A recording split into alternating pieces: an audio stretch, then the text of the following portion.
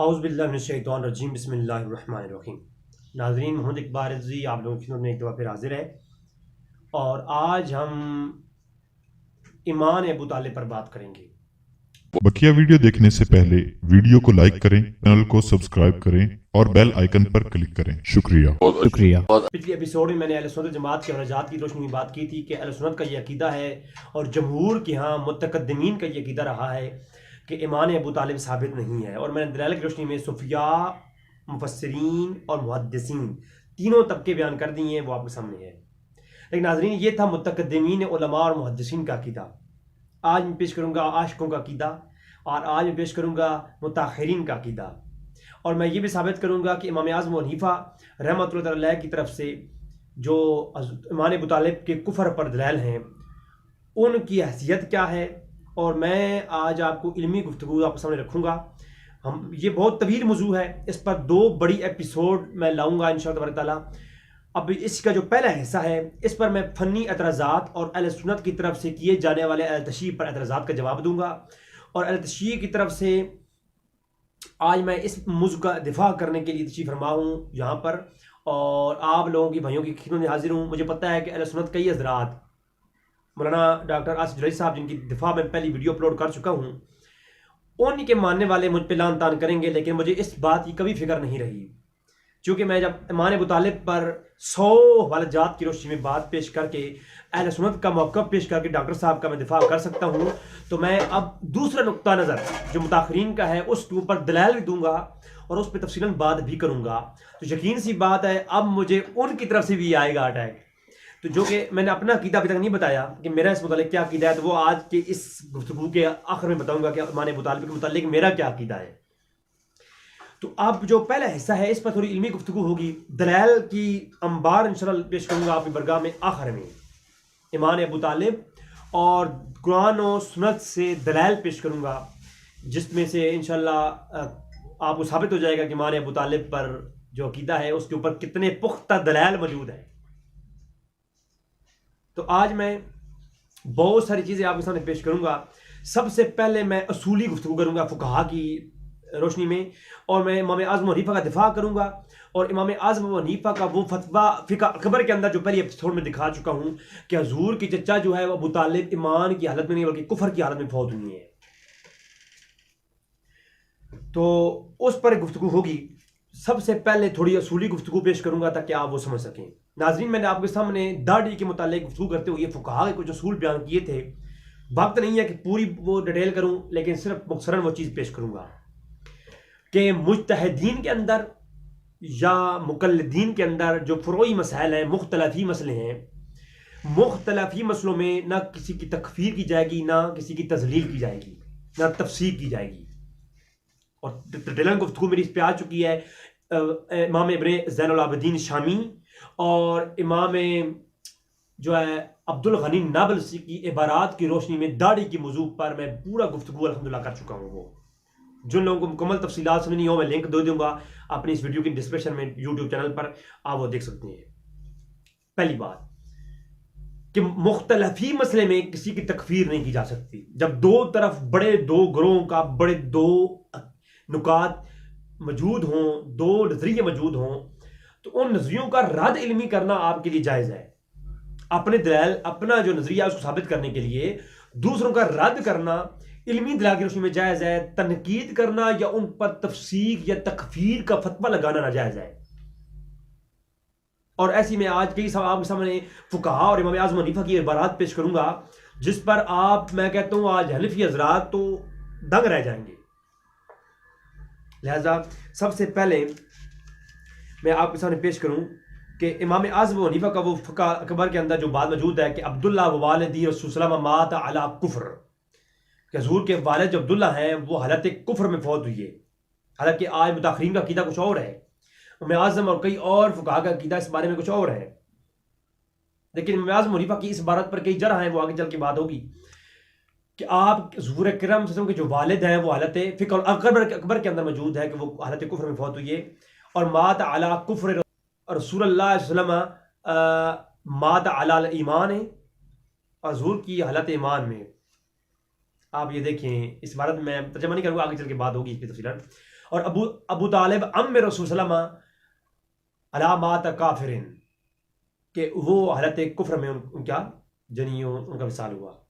اب امام اعظم حنیفہ کا یہ جو موقف ہے اس پہ میں 2-3 طرح سے رد کروں گا، علمی پیش کروں گا، بات بھونگیاں نہیں ماروں گا، اور نہ الحمدللہ میرا یہ کبھی طریقہ رہا ہے اور آپ لوگ جانتے ہیں مجھے۔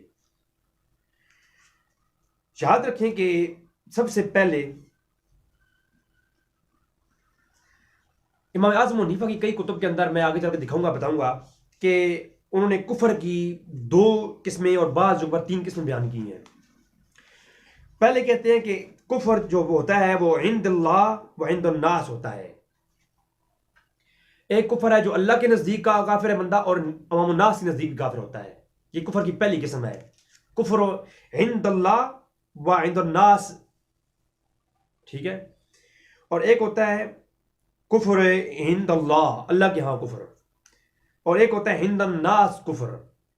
یہ 3 الگ الگ قسمیں ٹائپ بیان کی۔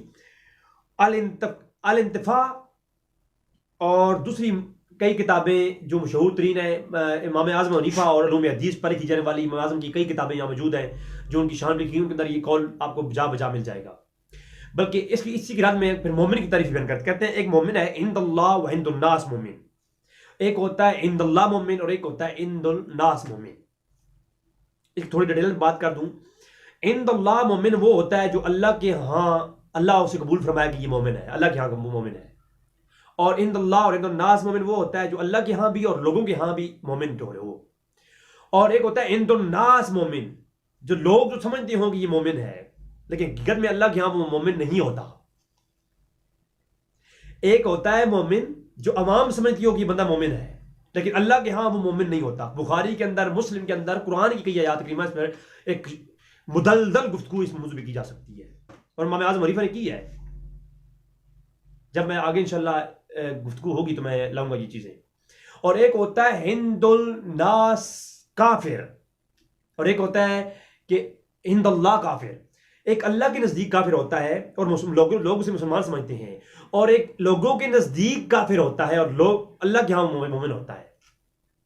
یعنی ایسی کئی قسمیں ہیں، لہذا جو کسی کو لوگوں کے ہاں کافر کہا جا رہا ہو اور اس میں شریعت کے اندر دلائل کے روشنی میں کہیں کوئی ایک دلیل بھی اس کے ایمان کی ثابت ہوتی ہو تو پھر اس کے اوپر آپ کلام کفر نہیں کر سکتے۔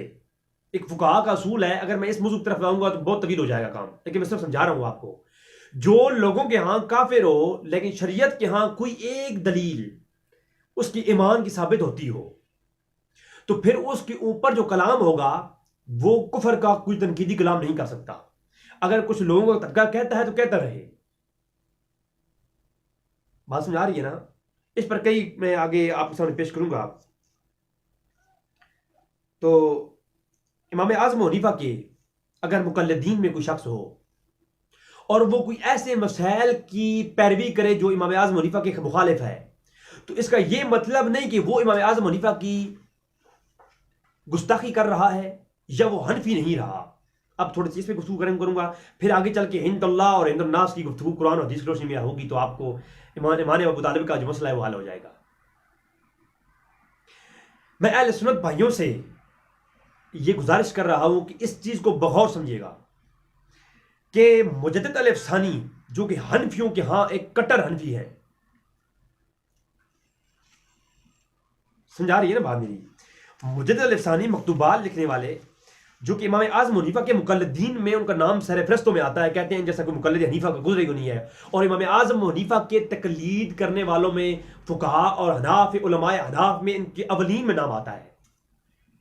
تو وہ امام جو ہے سرہندی مجدد الف ثانی رحمۃ اللہ علیہ فرماتے ہیں کہ تشہد میں جو آپ تحیات للہ و صلوات پڑھتے ہیں تو انگلی کھڑی کرتے ہیں، تو امام اعظم حنیفہ کا جو قول ہے انگلی کھڑے کرنے کے متعلق اس کے بالکل برعکس دلائل بھی پیش کرتے ہیں اور اس پہ عمل بھی کرتے ہیں حنفی، اور امام اعظم حنیفہ کے جو فتویٰ ہے اس سے ہٹ کر کے عمل کرتے ہیں۔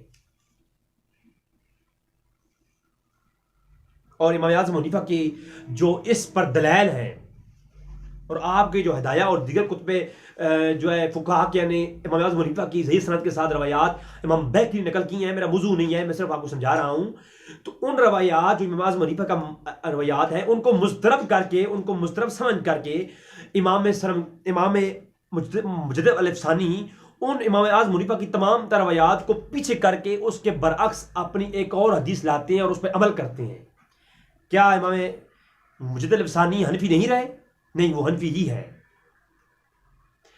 مقلدین ابو حنیفہ ہوں یا شافعی ہوں, ان میں اگر کوئی بعض علماء ان تقلید امام حنیفہ میں کچھ مسائل میں اختلاف رکھتے ہیں تو وہ مقلدیہ حنفیہ سے خارج نہیں ہوگا. آج کل تو لوگ سنیت سے خارج کر دیتے ہیں نا.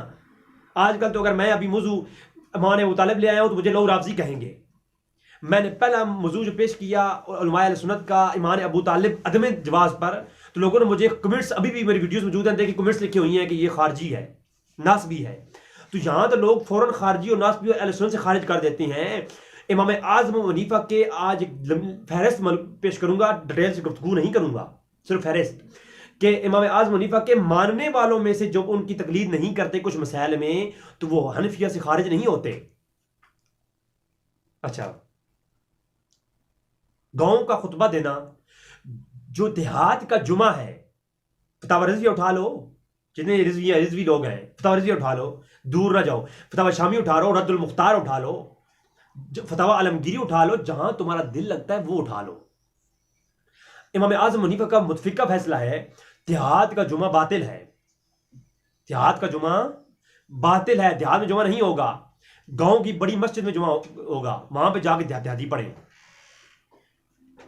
اعلیٰ حضرت کہتے ہیں فتاوی رضویہ میں اگر کوئی دیہات میں جمعہ کرا لے تو مسئلہ نہیں ہوتا, جائز ہے. امام اعظم حنیفہ کہتے ہیں ناجائز ہے, اعلیٰ حضرت کہتے ہیں جائز ہے. تو کیا اعلیٰ حضرت حنفی نہیں رہے؟ بتاؤ, حنفی نہیں رہے؟ حنفی ہے بھائی. وہ صرف یہ ہے بعض مسئلوں میں امام اعظم حنیفہ نے خود بتایا گا, آگے چل کے میں دلائل دوں گا کہ کچھ چیزوں میں اگر آپ تقلید حنفیہ نہیں کرتے تو وہ حنفیوں سے خارج نہیں ہوگا, جماعت اہل سنت سے خارج نہیں ہوتا. وہ علمی اختلاف فروعی مسائل پر مختلف ہی مسئلے میں اختلاف ہے, اور مختلف ہی مسئلے میں کسی کی تفسیر یا تضلیل یا تکفیر نہیں کی جائے گی. میں اس پہ آلریڈی کلام کر چکا تفصیل گفتگو کے ساتھ. آج آپ دیکھیں کچھ پیران عظام, ڈاکٹر اسد صاحب نے عدم جواز پر پیش کیا تو لوگوں نے لانتیں کرنا شروع کر دیں. یہ لوگ ہیں وہ جاہل مطلق, جنہوں نے دین کی الف و بے نہیں پڑھی, اور اس طرح کی وہ گفتگو کرتے ہیں. اور آج میں ایمان ابو طالب پر اور ڈاکٹر طاہر القادری اور دیگر علماء اور اہل تشیع کے جو اکابرین کا عقیدہ ہے وہ میں دلائل کی روشنی میں پیش کروں گا. کوئی رد کر کے دکھائے, جب میں دلائل لاؤں گا تو رد کرو. پھر تو دو نکات ہو گئے. جب دو نظریے امت کے اندر کسی چیز میں پائے جائیں تو وہ مسئلہ مختلف ہی ہے, اور لا تفسیقہ بالاجتہادیات کے قانون کے تحت اس پر کوئی فتویٰ جاری نہیں ہوگا. اگر کوئی درمیانے روی رکھتا ہے تو وہ کف لسان کر لے, بولے نہیں, لان تان نہ کرے. اور اگر کوئی جواز کا عقیدہ رکھتا ہے وہ جواز کا عقیدہ رکھے, وہ اس کے لیے جائز ہے. جو جواز سمجھ کر کے کسی چیز کا قائل ہو وہ اس کے لیے جائز ہے, اور جو عدم جواز سمجھ کر کے اس کے قائل ہو وہ اس کے لیے جائز ہے. آگے چل کے بات کروں گا. اعلیٰ حضرت نے ایمان کفر ابو طالب پر, شرح مطالب مباحث ابو طالب پر رسالہ لکھا ہے, میری پچھلی گفتگو گزر چکی اس پہ. اور امام ابو طالب جو ہے کفر کے اوپر رسالہ لکھ دیا اعلیٰ حضرت نے اہل سنت کا عقیدہ بیان کرتے ہوئے. جبکہ اعلیٰ حضرت کے جو استاذ ہیں, میں آگے پیش کروں گا ابھی, انہوں نے جو ہے ایمان ابو طالب پر کتابیں لکھی ہیں. تو کیا اعلیٰ حضرت کے استاذ جو ہے اعلیٰ حضرت کے عقائد کے اعتبار سے اعلیٰ حضرت کے استاد ہو گیا غلط, اور اعلیٰ حضرت کے استادوں کے نظریے سے اعلیٰ حضرت ہو گیا غلط؟ تو اب ان میں دونوں سے ٹھیک کون ہوگا؟ میں یہ کہوں گا دونوں ٹھیک ہے, کیونکہ مسئلہ مختلف ہی میں کسی کی تکفیر نہیں کی جائے گی. آگے چلتا ہوں. ذرا مجھے بتائیے, آج سارے مولوی جناب ذرا مجھے بتاؤ ان سے پوچھ کے, خضر علیہ السلام کے متعلق اہل سنت کے اندر, میں شیعہ کی بات نہیں کر رہا, کوئی یہ کہے کہ شیعوں کی طرفداری کرنے آیا ہے تو ان کی بات کر رہا ہے نا, اہل سنت کی کتابیں پیش کر سکتا ہوں. 850 تفسیر القرآن بندہ فقیر کے پاس PDF میں موجود ہیں, جس کو جو تفسیر چاہیے مجھے بیان کرے, میں دے دوں گا, واٹس ایپ کر دوں گا, واٹس ایپ نمبر میں دے دوں گا. 850 تفسیر قرآن میں آپ دیکھیں، خضر علیہ السلام کے متعلق قرآن کریم کے اندر جو واقعہ سورۃ کاف کے اندر آیا، خضر علیہ السلام کے متعلق 2 نظریے ہیں.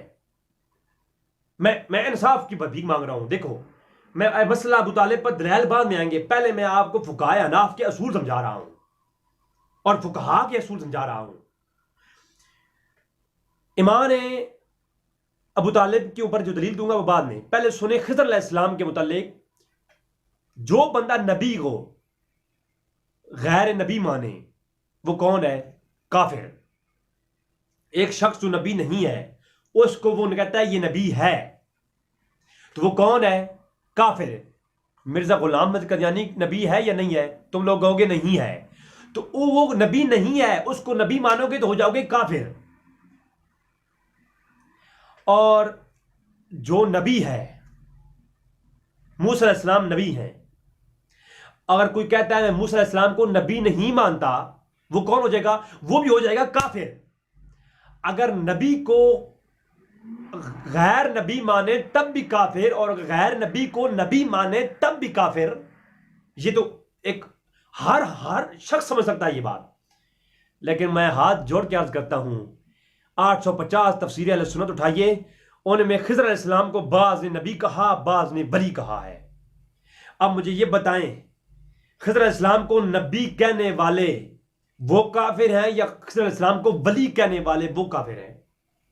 اگر آپ کفر کا کریں گے نا، طبقات ابن سعد سے لے کر، میں یہ کہتا ہوں علماء اہل سنت میں کوئی ایک محدث جنہوں نے کتابیں لکھی ہیں کائنات میں، ان میں سے کوئی ایک محدث نہیں بچے گا، ساری کتابیں کو آگ لگانی پڑ جائے گی، سب کے سب ایک دوسرے کے قول کے مطابق کافر ہو جائیں گے.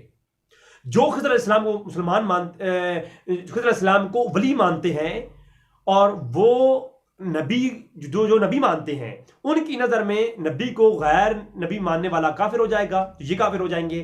اور جو ولی مانتے ہیں وہ ولی کو نبی ماننے والوں کی نظریے کے مطابق وہ کافر ہو جائیں گے.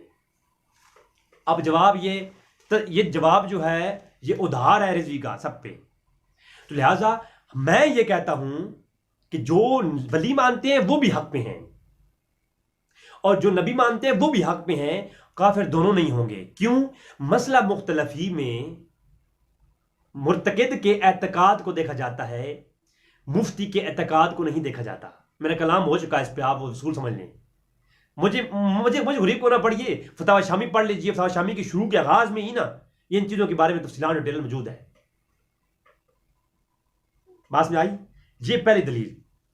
لہٰذا ایسی کئی اور چیزیں ہیں. اگر میں پیش کرنا چاہوں نا کہ امام اعظم حنیفہ کے تقلید کرنے والے کئی چیزوں میں، امام اعظم حنیفہ کے ان کے شاگردوں میں اگر میں دلائل پیش کرنے شروع کر دوں اس عنوان پر تو ایک طویل گفتگو ہو جائے گی، اور پھر یہ کچھ اور جو غیر مقلدیہ قسم کے لوگ ہیں وہ پھر ان چیزوں کو اٹھا لیں گے اور پھر وہ اہل سنت پہ اعتراض کریں گے، کیونکہ ہمارے علماء کے پاس ان چیزوں کو جواب نہیں ہوگا تو پھر یہ فتنہ پھیلے گا. میں شرح کر رہا ہوں امام اعظم حنیفہ کے جو ڈائریکٹ آپ سے فیض حاصل کرنے والے علماء ہیں، ان کے شاگرد ہیں عبداللہ بن مبارک اور دیگر، قاضی ابو یوسف، تو دیگر تمام کا علماء کا اپنے استاد اعظم حنیفہ سے اختلاف ہے کئی چیزوں میں.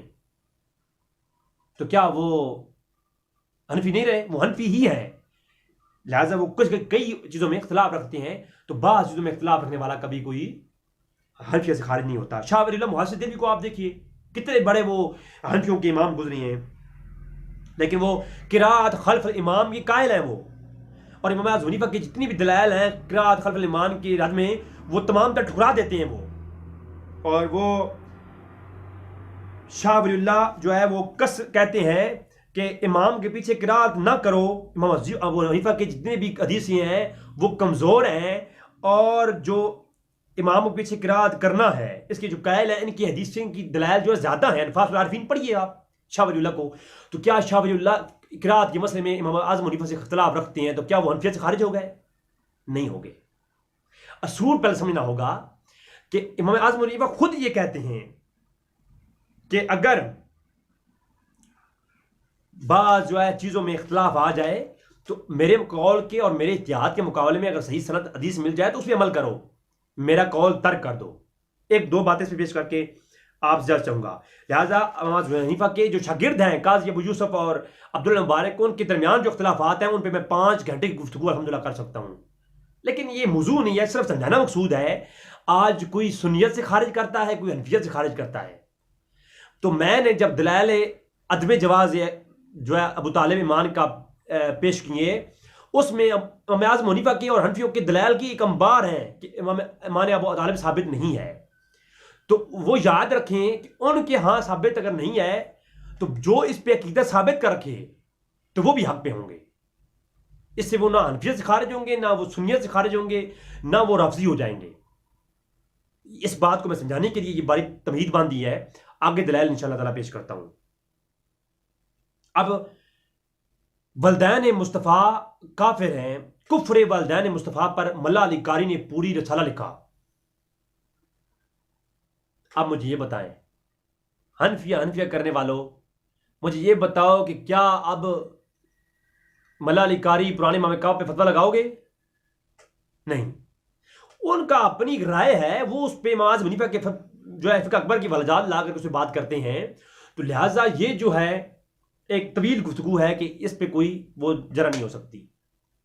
کوئی کافر نہیں ہوگا، ان کی اپنی رائے ہے، اور رائے اور اجتہاد میں اگر کوئی اپنا مجتہد جو ہوتا ہے وہ اب مختلفی مسئلے میں، ہاں اجماعی مسئلہ نہ ہو، اجماعی مسئلہ ایک ہی ہوگا، اس کا اصول ایک ہی ہے، اس کا انکار کرنے والا کافر ہے.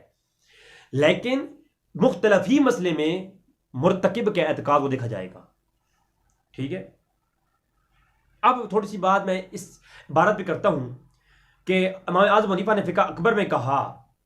میں یہ سمجھتا ہوں کہ فقہ اکبر نہ امام اعظم حنیفہ کا رسالہ ہے، میں یہ ذاتی تحقیق یہ پیش کر رہا ہوں، علماء اہل سنت سے یا کسی سے میں نہیں کر رہا، وہ نہ یہ رسالہ امام اعظم حنیفہ کے ساتھ جڑا ہوا ہے. اس کے اوپر میں کئی ہزاروں دلائل پیش کر سکتا ہوں. اس کا تذکرہ ہی نہیں تھا.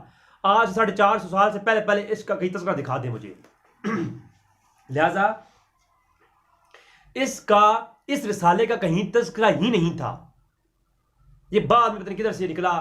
اور اس کی جو عبارت ہے جس کے اوپر یہ کہا جاتا ہے کہ امام اعظم حنیفہ کہتے ہیں جی حضور کے والدین مسلمان نہیں تھے، اور وہ عبارت پڑھ کے سناتا ہوں اور آپ وہ سنیں گے تو آپ کو یقین ہو جائے گا کہ یہ جو ہے عبارت ہی من گڑت ہے. اس عبارت سے آپ کو معلوم ہوگا کہ یہ عبارت امام اعظم حنیفہ جیسے محقق اور جو ہے عظیم فقیہ امام کی ہو ہی نہیں سکتی.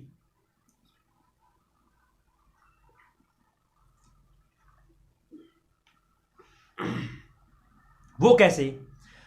امام اعظم حنیفہ فرماتے ہیں عبداللہ والدی رسول صلی اللہ علیہ وسلم مات علی کفر. یہ عبارت کا پہلا ایسا کہ عبداللہ جو ہے حضور کے والد وہ فوت یہ حالت کفر میں. آگے فرماتے ہیں رسول اللہ صلی اللہ علیہ وسلم مات علی ایمان، حضور حالت ایمان میں فوت ہوئی. اور آگے فرمایا و ابو طالب ام رسول صلی اللہ علیہ وسلم و ابو علی ہے مات کافرن، حضرت علی کا والد اور حضور کے چچا ابو طالب کفر حالت میں وفات ہوئی. اب اس کا پہلا جملہ عبداللہ حالت کفر میں فوت ہوئی ہے، اور آخری جملہ کہ ابو طالب حالت کفر میں فوت ہوئی ہے، اس کو چھوڑ دیجئے، درمیان والے جملے پہ آئیے. امام اعظم کہتے ہیں کہ حضور جو ہے وہ حالت ایمان میں فوت ہوئی ہے. کیا امام اعظم حنیفہ اتنا بڑا فقیہ گزرنے والا شخص وہ یہ بات کر سکتا ہے کہ حضور اکرم صلی اللہ علیہ وسلم کی ذات گرامی قدر حضور کی وفات جو ہے وہ حالت ایمان میں ہوئی ہے؟ میرا صرف یہ ایک سوال ہے. یہ علماء اہل سنت جو جلیل القدر علماء یہاں تشریف فرما میرے سروں کے تاج ہیں، ان کی خاک میں سر پہ لگاتا ہوں تو میں بات کرتا ہوں. مجھے صرف اتنا بتا دیجئے کہ کیا امام اعظم حنیفہ جو جیسے شخص وہ یہ عبارت لکھ سکتا ہے حضور کا ایمان ثابت کرنے کے لیے؟ نعوذ باللہ من ذالک. اللہ، میں اس پہ کلام نہیں کروں گا. یہ عبارت امام اعظم حنیفہ کی ہے یا نہیں ہے، پہلے یہ تو یہ ثابت کرنا ہوگا. لہذا اور اس پر ملا علی قاری نے بحث کی ہے، کہا کہ یہ ماتا لفظ تھا، اس دو ماں تھے، ایک ماں کو نکالا گیا.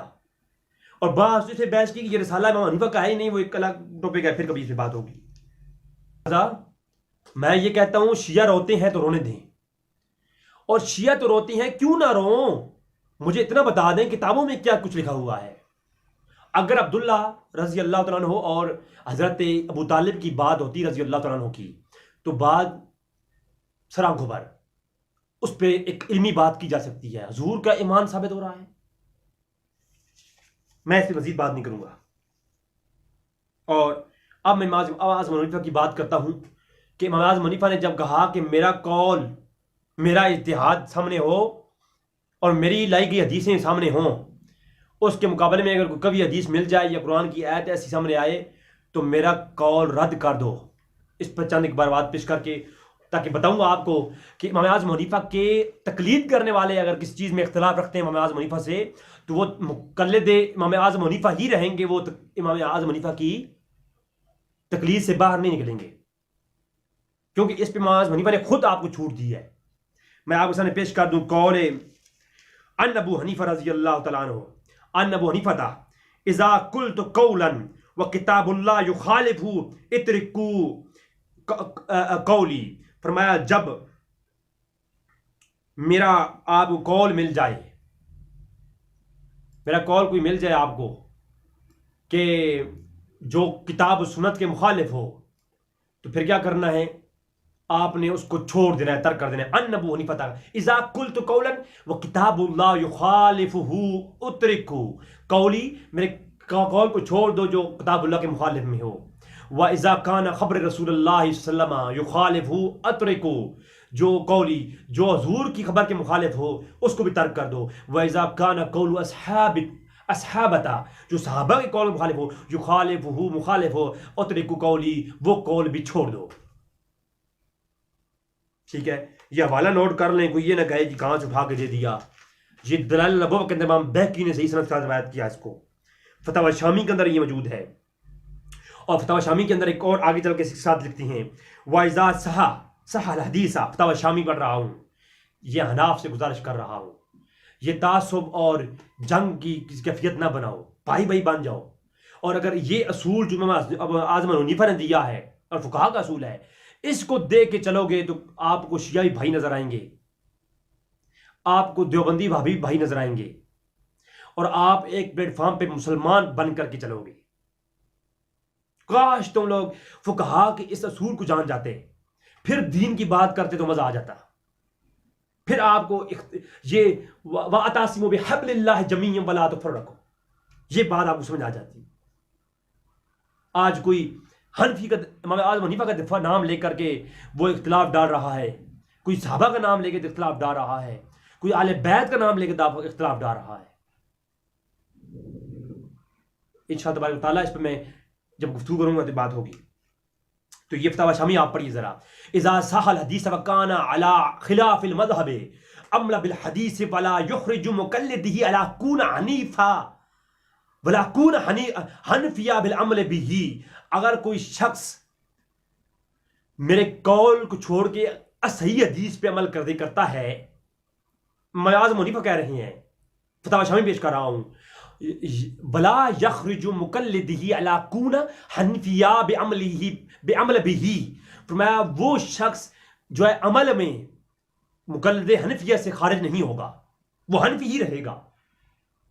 بس یہ بات امام اعظم حنیفہ کی دل میں لکھ لو.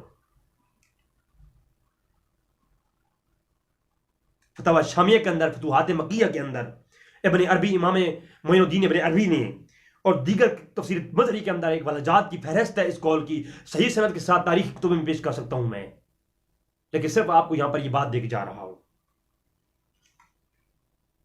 اگر کوئی عمل حدیث سے ثابت ہو جائے تو امام اعظم حنیفہ کا قول ترک کر دو اور جو ہے اس فرمان کو پکڑ لو. یہی امام اعظم حنیفہ کہتے ہیں میرا مذہب ہے. بلکہ یہ پیش کر دیتا ہوں آپ کو، یہ بھی کوئی نہ کہے، فتاوی شامی، فتوحات مکیہ اور تفسیر مظہری کا یہ والا ہے.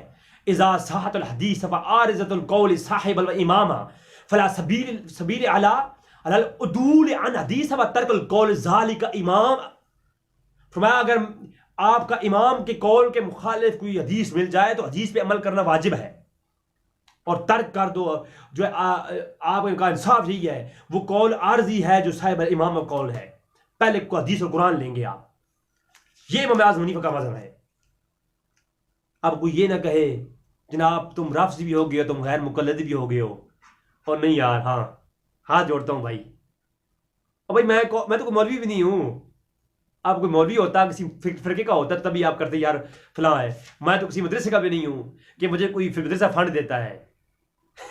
اور بھائی میں تو وہ ہیڈ فون یہاں رکھے نا، اپنی وائس کوالٹی بنانے کے لیے وہ ہیڈ فون رکھی ہوئی ہیں میرے پاس، کیمرے بھی اچھی نہیں ہے کہ میں اب کسی مسلک یا فرقے کا فنڈ مجھے آتا ہے تو میں یہ ویڈیو بناتا ہوں اپنے شوق کی تسکین کے لیے. ہاں عبداللہ بن مبارک کا قول صحیح سند کے ساتھ امام بہقی نے مدخل کے اندر اور دیگر کتب روایت کے اندر امام بہقی اس کو سند کے ساتھ لائے ہیں کہ عبداللہ ابن مبارک نے فرمایا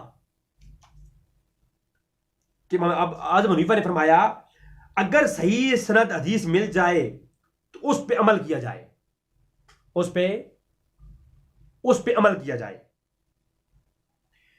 تو اس پر عمل کریں گے، تابعی کا قول مل جائے یا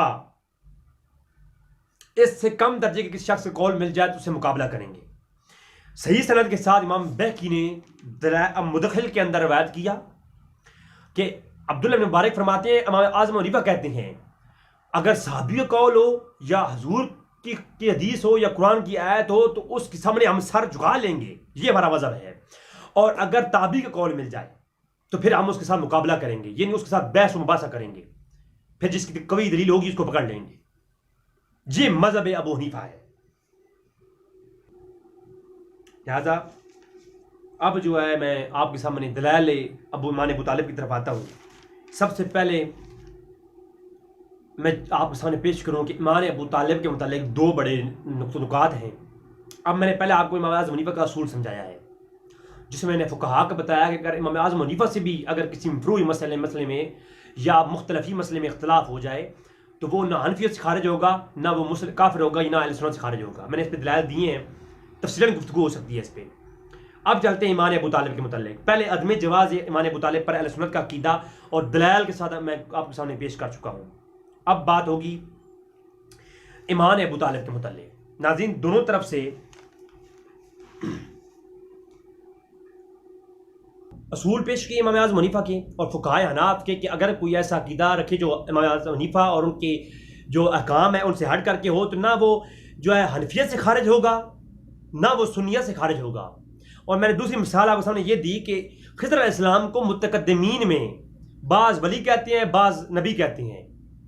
اور آج اگر ہم کئی مسائل میں متقدمین سے کے عقائد سے ہٹ کر کے بعض چیزوں میں اگر متقدمین سے آج ہم متاخرین جو ہے وہ کرتے ہیں اختلاف، تو اس اختلاف کے مابین کفر کا فتویٰ نہیں ہوگا. یہ آج کہتے ہیں جی آپ نے اسلاف کو چھوڑ دیا. مختلف ہی مسئلوں میں نہ کسی کی تکفیر ہوتی ہے نہ تفسیق ہوتی ہے، مرتکد کے اعتقاد کو دیکھا جاتا ہے. اور خضر علیہ السلام والی جو میں نے مثال دی یہ بالکل جاندار مثال ہے کہ بعض لوگ کہتے ہیں کہ خضر علیہ السلام نبی ہیں، بعض کہتے ہیں ولی ہیں. اب جو غیر نبی کو نبی کہے وہ بھی کافر، جو نبی کو غیر نبی کہے وہ بھی کافر. اب جو خضر علیہ السلام اگر نبی ہیں تو ان کو جو ولی کہہ رہا ہے، ولی کہنے والے ہیں، وہ سرا طبقہ متأخرین میں کافر ہو گیا. اور جو خضر علیہ السلام کو ولی کہہ رہا ہے، نبی کہہ رہا ہے، وہ اگر ولی ہیں تو ولی کو جو نبی کہے، غیر نبی کو نبی کہے، جیسے مرزا غلام احمد قادیانی کو ہم جو ہے نبی نہیں کہہ سکتے، وہ غیر نبی ہے، تو جو ایسا کرے وہ بھی کافر ہے. تو اب ان دونوں میں سے کافر کون ہوگا؟ متاخرین میں مختلف ہی مسئلوں میں تکفیر نہیں کی جائے گی. لہذا جو جواز امام ابو طالب کے قائل ہیں ان کو بھی کافر نہ کہا جائے اور لعن طعن نہ کیا جائے، اور جو عدم جواز قائل ہیں وہ تو اہل سنت کے جمہور متقدمین تو سارے اس کی قائل ہیں، تو ان کو بھی لعن طعن نہ کیا جائے. لہذا اس لیے اس پہ کیا جائے. اور دلائل چلتے ہیں، دلائل امام ابو طالب کی طرف. ناظرین کفر دو تین قسم کا ہوتا ہے. ایک ہوتا ہے کفر جو کہ اللہ کے نزدیک کفر ہے. ایک شخص ہے جو کہ اللہ کے ہاں کافر ہے، وہ دل سے جو ہے وہ کافر ہے، ہولیے میں اس نے داڑھی رکھی ہوئی ہے، سب کچھ کیا ہوا ہے، لیکن قرآن اور حدیث میں ہزاروں مثالیں پیش کر سکتا ہوں جس میں یہ موجود ہے کہ یہ جو ہے ان کے دل میں کھوٹ ہے اور یہ اوپر سے مسلمان ہیں، اندر سے مسلمانی، وہ ہند اللہ کافر ہیں. اور بعض ایسے لوگ ہیں جو کہ آپ منہ سے اپنے آپ کو وہ ظاہراً کافر ہیں، لوگوں کے سامنے ہند الناس، لوگوں کے سامنے کافر ہیں، لیکن وہ ہند اللہ، اللہ کے نزدیک مسلم ہے. تو میرے نزدیک میں جو آج موضوع پیش کروں گا وہی کروں گا کہ ہند اللہ، اللہ کے ہاں ابو طالب مسلمان ہے. اس پر دلائل پیش کروں گا اور دلائل کے انبار میں اس پہ مسلسل 5 گھنٹے کی گفتگو کر سکتا ہوں 5 نشستوں میں. قرآن کریم میں اللہ فرماتا ہے من کفر باللہ من بعد ایمانہ الا من اکرہ وقلبہ مطمئن، قلبہ مطمئن بالایمان ولكن من شرح بالکفر صدرا فعلیہم غضب من اللہ ولہم عذاب عظیم۔ اور کچھ لوگ وہ ہیں جنہوں نے کفر کیا اللہ سے اور ایمان کے بعد، یعنی وہ ظاہراً ایمان والے تھے لیکن دل سے انہوں نے کفر کیا، اور کچھ ایسے ہیں جن کے قلب مطمئن، دل مطمئن ہے، بظاہراً وہ کافر تھے، اور ان کے لیے رعایت ہے صدر فرمایا، اس کے علاوہ جو لوگ ہیں فرمایا غضبا من اللہ ولہم عذاب عظیم، ان پہ اللہ کا غضب ہو گیا ہے۔ یعنی معلوم ہوا کہ کچھ لوگ ایسے ہیں، اور شرعی قانون میں بھی یہی ہے، جان بچانے کے لیے کسی عذر کے تحت اگر آپ کا دل ایمان سے روشن ہے اور آپ زبان سے ایسا کلمے کہہ دیتے ہیں جو کفر پر منحصر ہیں، تو آپ کافر نہیں ہوں گے۔ یہ شرعی کا حکم ہے۔ اگر آپ کسی ایسی جگہ پھنس گئے یا آپ کے جان کا خطرہ ہے تو آپ زبان سے کلمہ کفر کہہ دیتے ہیں تو آپ کافر نہیں، کیونکہ آپ کا دل جو ہے وہ تصدیق و بالقلب جو ہے وہ مکمل ہے، آپ کا ایمان تکمیل کامل قلب ہے، جو آپ کا دل، آپ کا ایمان کے اوپر ابو طالب کا جو دل تھا وہ سراپا ایمان تھا۔ اب تصدیق زبان اگر نہیں آپ نظر آ رہی، اور میں آج تصدیق زبان بھی دکھاؤں گا، اور میں آپ کو ایسے دلائل دوں گا انشاءاللہ تعالیٰ، آپ یاد رکھیں گے۔ تو ناظرین، سب سے پہلے دلائل پر یاد رکھیں کہ جب قرآن کریم کی سورۃ دہا کی یہ آیت نازل ہوئی الم یجدک یتیما،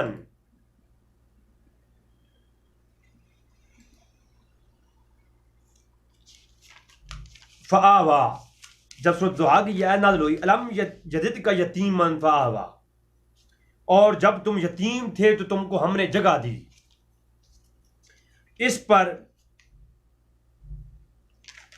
وہ جگہ کون سی تھی جو حضور کو دی گئی؟ وہ ابو جہل اور ابو لہب کا گھر کیوں نہیں تھا؟ اس پہ میں کافی یاد دلائل دوں گا، اور میں آپ کو بتا چکا کہ حالت ایمان میں تو حضور کو جگہ دی اللہ تبارک و تعالیٰ نے۔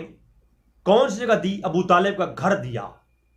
اللہ فرماتا ہے الم یجدک یتیما فآوا، اے محبوب جب آپ یتیم ہوئے تو ہم نے آپ کو جگہ دی۔ تو اللہ نے جو جگہ دی ہے، مجھے پہلے یہ بتائیں کہ وہ جگہ پاک ہوگی یا ناپاک ہوگی؟ تو اللہ تبارک تعالیٰ نے تفسیریں کو، پہلے میں آپ کو اقوال پیش کر کے تفسیروں کے حوالات دے دوں، کو یہ نہ کہے کہ جی رضوی بول کے چلا گیا رافضیوں کا دفاع کرتے ہوئے، رافضیوں کا دفاع نہیں کرتے ہوئے، اہل سنت کی علماء کا دفاع کرتے ہوئے۔ دیکھیں ذرا تفسیر سراج المنیر، فرمایا بعض لوگوں نے یہ قول پیش کیا کہ آپ جب یتیم تھے تو اللہ فرماتا ہے الم یجدک یتیما فآوا، اے محبوب آپ یتیم تھے ہم نے آپ کو جگہ دی۔ تو کچھ لوگ کہتے ہیں جناب زبیر بن عبد المطلب کا وہ گھر تھا جہاں اللہ نے جگہ دی، تو وہ زبیر بن عبد المطلب کا جو گھر نہیں تھا، ابو طالب کا گھر تھا۔ اور اس پہ دلائل سنیں ذرا، تفسیر سراج المنیر۔ اس کا مفہوم یہ ہے کہ آپ کو ابو طالب کی آغوش میں دیا اور انہوں نے آپ کی خوب پرورش کی۔ یہ جو قول ہے نا، یہ قول سب نے لکھا، میں آپ کو وجہات دے دیتا ہوں، سارے پیش کروں گا تو ویڈیو بہت طویل ہوگی۔ تو فرمایا تفسیر ابن عباس کے اندر، تفسیر کثیر کے اندر، تفسیر کبیر امام فخر رازی کی، تفسیر کشاف کے اندر، غرائب القرآن علامہ نشابوری کی تفسیر، فتح البیان کے اندر، تفسیر خازن کے اندر معامل التنزیر علامہ بغوی کی، تفسیر امام احمد الساوی کی، تفسیر ساوی مالکی، تفسیر جمل کے اندر، تفسیر جلالین کے اندر، دیگر تفسیر اٹھا کے دیکھیے آپ۔ اہل سنت کی تمام سکہ تفسیر کے اندر اس آیت کی شان نزول میں لکھا کہ ابو طالب کے گھر میں حضور آئے۔ اللہ فرماتا ہے محبوب جب آپ یتیم ہوئے تو ہم نے آپ کو جگہ دی۔ تو اللہ تبارک تعالیٰ نے جو جگہ دی ہے وہ جگہ کنی کمال کی تھی۔ کیا کسی کافر کا گھر چنا حضور نے، حضور کے لیے اللہ نے؟ اور پھر حد ہو گئی. اگلی بات، وہ بخاری کی روایت جو میں نے پہلی ایپیسوڈ میں پیش کی، اس روایت سے رد کیا جاتا ہے. اس روایت میں پورا میں کلپ لاؤں گا، اس کا جواب دوں گا کہ اس روایت میں جو لفظ ہیں کہ حضور کہتے ہیں یا رسول اے میرے چچا جان کلمہ پڑھ لیجئے، اور آپ نے فرمایا نہیں میں ابو مطلب کے دین پر ہوں، میں کلمہ نہیں پڑھوں گا. اس پہ میں پورا ایک کلپ لاؤں گا الحمدللہ جرح و تعدیل کے بارے سے. لیکن میں صرف یہ روایت 4 لوگ اس کے راوی ہیں. ایک عبداللہ بن عباس، ایک حضرت سعید بن مسیب، اور دوسرے حضرت مسیب خود. یہ باپ بیٹا دونوں، سعید اور مسیب یہ دونوں باپ بیٹا راوی ہیں اس کے رضی اللہ تعالیٰ عنہ. اور تیسرے ابو ہریرہ اور چوتھے ابو عباس. یہ 4 راوی ہیں اس روایت کے راوی ہیں بخاری کے اندر جو روایت ہے. اب اس کی جو 2 راوی ہیں جنہوں نے بخاری میں روایت کیا وہ سعید بن مسیب اور حضرت مسیب خود ہیں. اب یہ دونوں جو راوی روایت کر رہے ہیں، ذرا علماء اصول محدثین، میں اس پہ طویل گفتگو کروں گا الحمدللہ. اب آپ جانتے ہیں میں بھونگے تو مارتا ہی نہیں ہوں، مجھے عادت نہیں ہے بھونگوں کی، نہ کیونکہ میں پیسوں کے لیے بیٹھا نہیں ہوا. عوام کے سامنے بیٹھ کے میں جلوس تو کر نہیں رہا کہ لوگ میرے پہ پیسے پھینکیں گے، تو یہ لالچے مجھے ہے نہیں. لہٰذا میں تو وہ جو بات کروں گا وہ کتابوں کی بات کروں گا.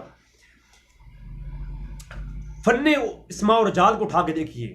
سعید بن مسیب اور مسیب رضی اللہ عنہ خود دونوں صحابی، انہوں نے ایمان قبول کیا، دونوں مسلمان ہوئے.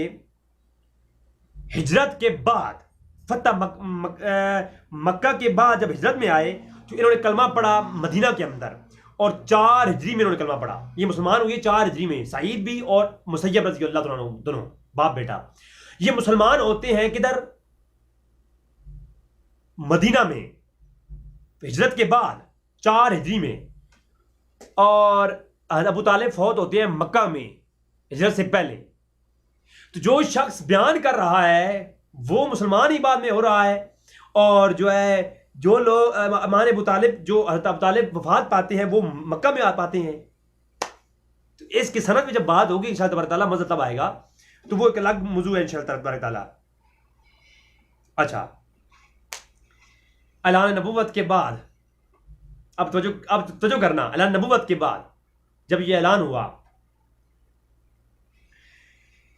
سورہ شعراء کی آیت نمبر 214 میں فَأَنذِرْ عَشِيرَتَكَ اقربین، اے محبوب اپنے قریبیوں کو دعوت توحید دیجئے. اپنے جو عشیرتا کنبہ ہے، اپنے قریبی ہیں. اب اس آیت کو اندر آپ دیکھیں، وہ پہلا واقعہ آپ سب کو معلوم ہے جب صفا پہاڑی پر حضور نے تمام قریش کے بڑے سرداروں کو جمع کیا اور وہ کہا کہ ایک لشکر آنے والا ہے، اور وہ ساری آپ سنتے رہتے ہیں، میں طویل نہیں جاؤں گا. اس کے بعد پھر حضور نے اپنے گھر میں آ کر کے حضرت علی سے کہا. حضرت علی اس وقت غالباً 9 سال کے ہوں گے، 10 سال کے ہوں گے، اب بچے تھے. تو جب حضرت علی شیر خدا ابھی آپ کا بچپن تھا، ظاہر سی بات ہے اپنے والد کے ساتھ رہتے ہوں گے. گھر بھی ایک ابو طالب گھر میں حضور بھی تشریف فرما ہے. تو فرمایا اے علی ذرا ایک دفعہ پھر جاؤ اور سب کو دعوت دو، سب کو اکٹھا کرو، اور اکٹھا کرنے کے بعد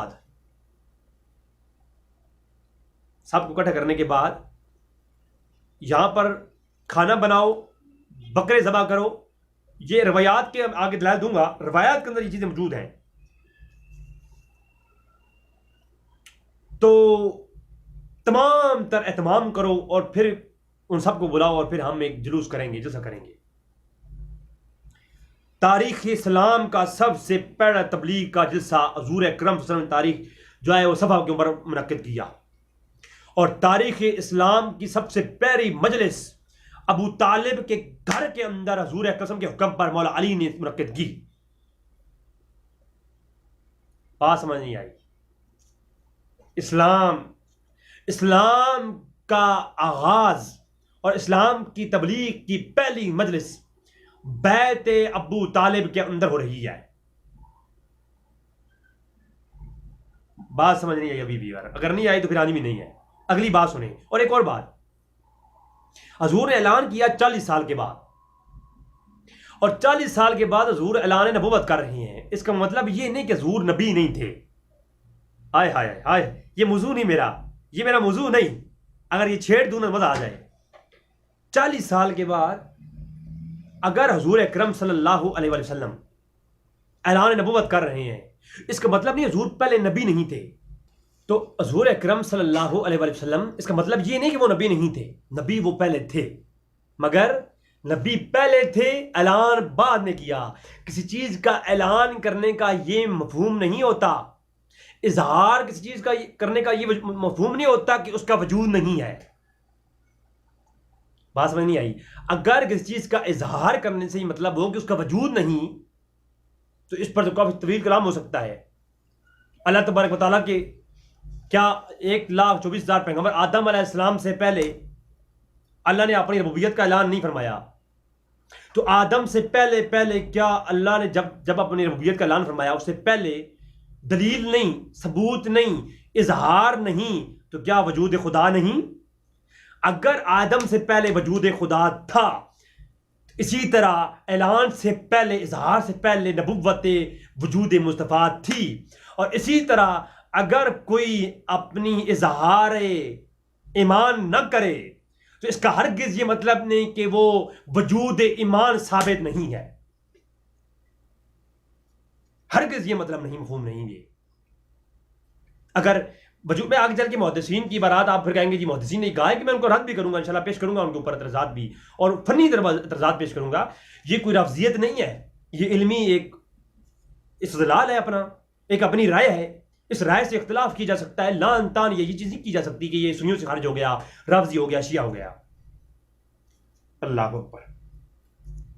تو ناظرین، سنن الکبریٰ کے اندر امام بہقی نے جلد نمبر 1 صفحہ 265 پہ، اور ابن عساکر نے مجلس اسلام کی تبلیغ کا سب سے پہلا جلسہ ابو طالب کے گھر میں ہوا۔ حوالہ جات نوٹ کر لیں، 25 سے زائد کتب علماء میں پیش کر سکتا ہوں کہ جنہوں میں یہ بات آئی ہے کہ جو ہے اسلام کی سب سے پہلی مجلس تبلیغ، وہ صفا کے بعد کا جو جلوس گھر میں ہوا، وہ بیعت ابو طالب کے اندر ہوا۔ امام احمد بن حنبل نے بھی اس روایت کو 1371 نمبر پر روایت کیا اپنی صحیح سند کے ساتھ۔ جب وہ سارے لوگ آئے اور حضور اکرم صلی اللہ علیہ وسلم نے دعوت تبلیغ ان کو دی، حضرت علی نے کھانا کھلایا۔ اللہ اکبر۔ تو تاریخ کامل ابن اسیر کی دیکھیے، جلد نمبر 1 صفحہ 67 پہ 67 پہ موجود ہے کہ دعوت حق سن کر ابو طالب نے کہا کہ ہم آج حضور اکرم صلی اللہ علیہ وسلم کی دعوت کو قبول کرتے ہیں، ہائے ہائے ہائے، اور قبول کرتے ہیں، اور حضور کے اس مشن میں ہم ساتھ نبھانے کا پورا جو ہے وہ وعدہ کرتے ہیں۔ مجھے نہیں پتا کہ پھر اور کس چیز کا نام ہے اظہار کرنا، مجھے نہیں پتا اظہار کرنا اور کس چیز کا نام ہے، ٹھیک ہے؟ تو ناظرین، یہ بات آپ کو سمجھ میں آئی کہ ابو طالب نے خود کہا کہ آج حضور کا جلسہ جو میرے گھر میں ہوا ہے نا، اس دعوت تبلیغ کے بعد میں حضور کے ساتھ کھڑا ہوں۔ ابن اسیر کی الکامل اور تاریخ الکامل کے اندر مکمل یہ بات دلائل کے ساتھ جو ہے موجود ہے۔ ناظرین، اللہ اکبر۔ اور یہ تو حضور کی وہ مجلسیں ہیں اور اعلان نبوت ہے، اظہار نبوت ہے۔ جب حضور نے اعلان نبوت اور اظہار نبوت کیا ہی نہیں تھا، حضور کی 40 سال کی عمر میں جو اعلان نبوت حضور نے کیا اور اظہار نبوت کیا، اس سے پہلے حضور کی نبوت کے 2 گواہ موجود ہیں۔ ابھی اعلان نبوت نہیں ہوا، ابھی حضرت علی کو نہیں کہا کہ میں اللہ کا نبی ہوں، حضرت خدیجہ کبریٰ کو نہیں کہا کہ میں اللہ کا نبی ہوں، ابھی کسی اپنے کو، کسی بیگانے کو، کسی کو دعوت تبلیغ نہیں دی، اور نہ اپنے نبی ہونے کا اعلان کیا۔ اس سے پہلے بھی نبوت مصطفیٰ پر 2 گواہ موجود ہیں، اور ان گواہوں میں سے ایک ابو طالب ہے اور ایک حضرت عبد المطلب ہے۔ چند ایک حوالجات سے پیش کروں گا۔ اللہ اکبر۔ آئینی شاہد ہیں یہ حضرت ابو طالب، جو ہے حضور کے نبوت کے آئینی شاہد ہیں بچپن سے۔ اعلان تو بعد میں کریں گے نا، ابو طالب پہلے ہی، جن لوگوں نے بچپن سے ہی جانا ہوا تھا کہ یہ اللہ کا آخری نبی ہے، ان لوگوں کو اعلان نبوت اور اظہار نبوت کرنے کی ضرورت، اظہار ایمان کی ضرورت ہی کیا ہے؟ ایمان تو زبان سے کہہ کر کے وہ مومن نہ ٹھہرا، زبان سے کہہ اقرار کر کے وہ مومن نہ ٹھہرے، اگر تصدیق قلب نہ ہو تو تصدیق قلب ہونا ضروری ہے۔ اللہ صحیح بخاری کی نوٹ کیجیے 9,963 نمبر حدیث، سنن الکبریٰ کے اندر 6,442 نمبر حدیث، دیگر کئی کتبوں کے اندر ایک طویل اساکر نے، امام قسطلانی نے، بلازی نے، شہرستانی نے ایک طویل مجموعہ ذخیرہ اہل سنت کتاب کا میرے پاس موجود ہے حدیث کا۔ یہ روایت کثیر کتب کے اندر آئی۔ مکہ میں قحط پڑ گیا اور راوی کہتا ہے کہ جب میں مکہ میں پہنچا تو میں نے دیکھا کہ کعبۃ اللہ کے اندر کوئی لات و عزیٰ کو پکار رہا ہے، کوئی حبل کو پکار رہا ہے، ایک اہو بقا ہے، لوگ بارش مانگ رہی ہیں۔ تو پکارنے والوں نے ایک کہہ دیا کہ ابو طالب کو بلاؤ، یا ابو طالب کے پاس چلتے ہیں اور جا کے ان سے کوئی بات کرتے ہیں، وہ ایک نیک آدمی ہے، وہ کیا مشورہ دیتا ہے۔ ابو طالب کے پاس آئے، حضور ابھی چھوٹے بچے ہیں، حضور کو ہاتھوں پہ لیا، کعبۃ اللہ کی چھت کے ساتھ لگایا، اور لگا کر کے کعبۃ اللہ کی چھت کے ساتھ ابو طالب نے دعا کی، اور اللہ اکبر، اے ہمارے رب، یہ نہیں کہا کہ اے لات و عزیٰ، یہ نہیں کہا کہ اے حبل، مشرک۔ میں کہتا ہوں ابو طالب کا کوئی ایک عمل مجھے صحیح سند کے ساتھ پیش کریں جس میں انہوں نے کوئی شرکیہ فعل کیا ہو، حضور کی کفالت جب سے وہ کر رہے ہیں تب سے۔ ابو طالب کا ایمان بسلسلہ ایمان ہے، ابو طالب کا ایمان، اللہ اکبر، اللہ اکبر۔ حضور کو دیوار کے ساتھ لگایا، کعبۃ اللہ کی دیوار اٹھا کر کے، اور فرمایا اللہ تجھے اس حسین مخرے والے بچے کا واسطہ اور وسیلہ دیتے ہیں۔ وسیلے کے عنوان پر بھی میں آؤں گا جب تو انشاءاللہ بات ہوگی۔ اے اللہ ہم تجھے وسیلہ دیتے ہیں اس بچے کا کہ اے میرے مولا ہمیں پر بارش نازل فرما۔ ابھی وہ حضور کو نیچے نہیں لائے تھے کہ بادل آ گئے، ابھی حضور کو اٹھایا ہوا، راوی کہتا ہے ابھی نیچے نہیں لائے کہ بادل چھا گئے، موسلادھار بارش ہوئی، اور پھر حضور نے وہ حضور کے ارادات دیکھ کر کے حضرت ابو طالب نے ایک شعر کہا، ہائے ہائے ہائے۔ اس شعر کو حضرت علامہ مولانا غفران موسیٰ صاحب بڑے پیارے انداز میں پڑھتے ہیں، ذرا وہ سنیں۔ میں عرض کروں کہ وہ شعر ترمذی شریف سہ کے اندر بھی موجود ہے، اور امام بخاری کے استاد امام احمد بن حنبل جن کا سنفات 241 ہجری ہے، امام بخاری کا سنفات 256 ہجری ہے، امام بخاری نے فائنل ایجوکیشن امام احمد بن حنبل سے حاصل کی ہے۔ انہوں نے المسند کے اندر امام احمد بن حنبل نے بھی یہ شعر نقل کیا ہے۔ امام احمد بن حنبل 6 لاکھ حدیثوں کے حافظ تھے جی، انہوں نے بھی المسند کے اندر اس شعر کو نقل کیا ہے۔ کوئی کہے کہ ناطخانی کا ثبوت نہیں ہے، اور وہ شعر کیا ہے، سبحان اللہ۔ وَأَبْيَضُ يُسْتَسْقَى الْغَمَامُ بِوَجْهِهِ وَأَبْيَضُ يُسْتَسْقَى الْغَمَامُ بِوَجْهِهِ وَأَبْيَضُ يُسْتَسْقَى الْغَمَامُ بِوَجْهِهِ سَمَالُ الْيَتَامَى عِصْمَةٌ لِلْأَرَامِلِ۔ اللہ اکبر۔ وَأَبْيَضُ يُسْتَسْقَى الْغَمَامُ بِوَجْهِهِ، ہائے ہائے ہائے۔ یہ جو ایک قصیدہ لامیہ مشہور ہے، اس کی سند مجھے نہیں ملی، میں اللہ جانتا ہے اس کے بارے میں کہ وہ سارا ابو طالب کی طرف منسوب ہے، لیکن اس کا یہ جو شعر ہے، یہ اہل سنت کے بخاری سے لے کر میں نے گنتی کی 50 سے زائد اہل سنت کی معتبر کتب حدیث کے اندر صحیح سند کے ساتھ یہ شعر موجود ہے۔ اب اس شعر پر آپ دیکھیں کہ فرمایا ابو طالب نے کہ یہ گورے وَأَبْيَضَ يُسْتَسْقَى الْغَمَامُ بِوَجْهِهِ، وہ یہ چہرے، مکھڑے چہرے، خوبصورت چہرے والا، گورے چہرے والا، جس کے وسیلے سے اللہ ہم پر بارش برساتا ہے، سمال یتام، اور یتیموں کا تو وہ پالنے والا ہے، پناہ دینے والا ہے یتیموں کو. ابھی چھوٹے بچے حضور، اور یتیموں کو کسی کو پناہ بھی حضور نے نہیں دی، ابھی چھوٹے بچے ہیں. اور ابو طالب جو 40 سال کے بعد حضور کا جو ایک کردار ہے اس کو ابو طالب حضور کے بچپن میں پیش کر رہے ہیں. اور ایسا گواہ کون ہوگا؟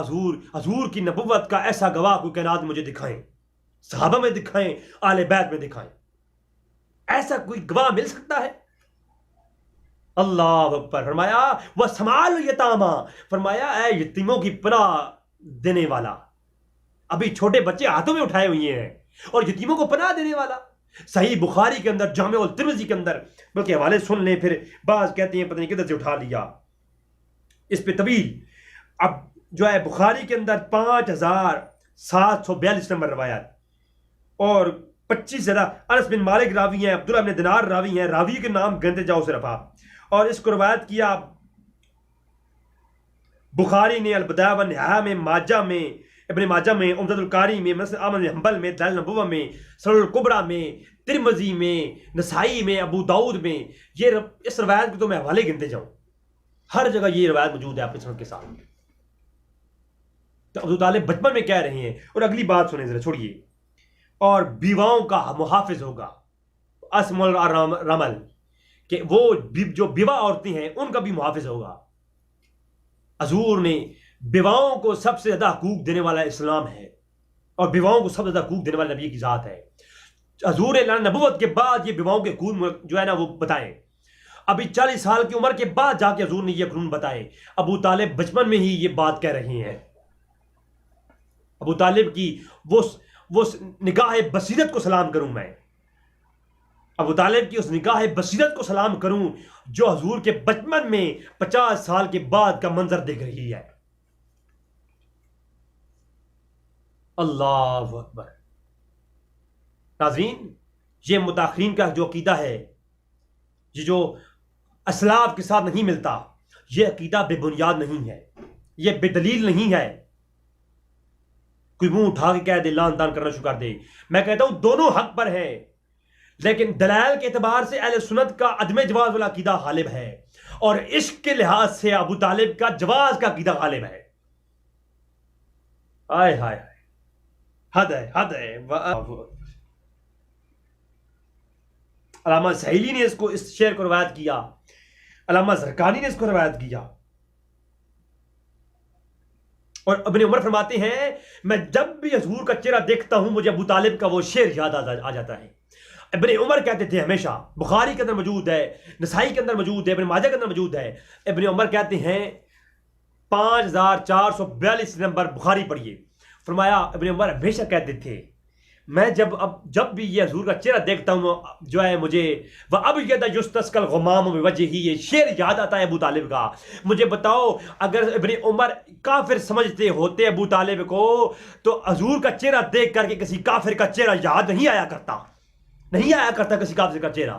ابو طالب کا چہرہ تب بھی یاد آتا ہے کہ حضور کا چہرہ دیکھ کر کے کسی مومن کا چہرہ تو یاد آ سکتا ہے، ابو لہب جیسے کافروں کا چہرہ یاد نہیں آتا. ہائے ہائے ہائے، بات سمجھ نہیں آئی، نہیں آئے گی بھی نہیں. ہائے ہائے، یہ عاشقوں کی بات ہے، ایسے سمجھ نہیں آئے گی.